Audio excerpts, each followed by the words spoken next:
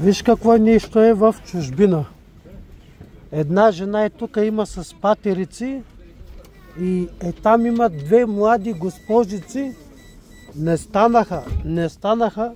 Въпросната жена има протеза, има с патерица. А виж какви млади момичета не отстъпиха на по-възрастните. Вижте ги дали са респектирани австрийците. По тази работа може да научите, че австрийците са най-големите бабаите, най-големите идиоти и най-големите грубияни.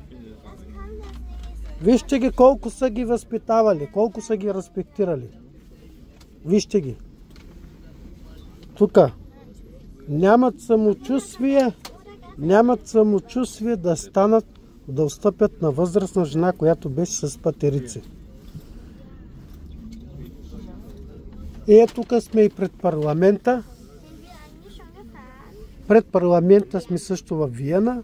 Много трудно се дава работа. Много трудно ти дават шанс да се интегрираш.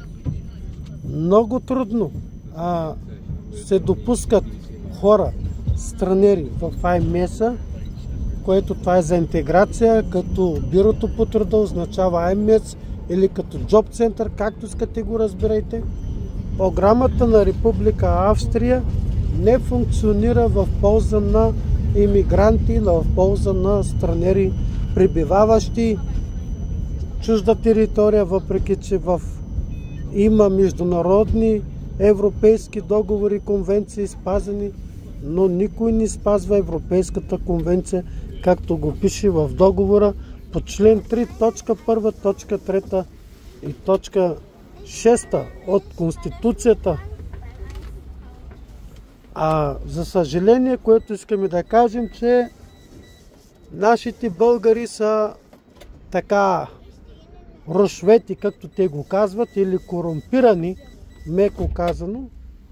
Правителството на Република Виена може би плаща пари на тази институция, българското посолство да си трае, а българите да бъдем мачкани, унижавани или изхвърляни, да бъдем в чакалнята на вратата, с което някой да ти съжали или да ти каже: ела да ти дам работа. Аз бях в Република Виена, бях в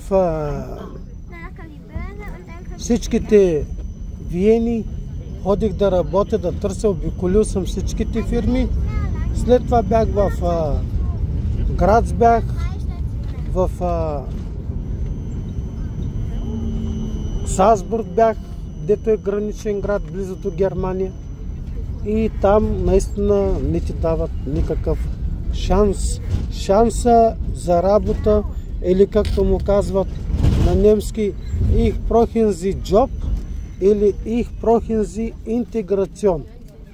Но те само ти казват Дормеч, на базата, че ти като ти видят, че ти си българин, казват ти Дормеч на базата, че си българин. И започват да говорят много агресивно поведение, арогантни, пълни грубияни.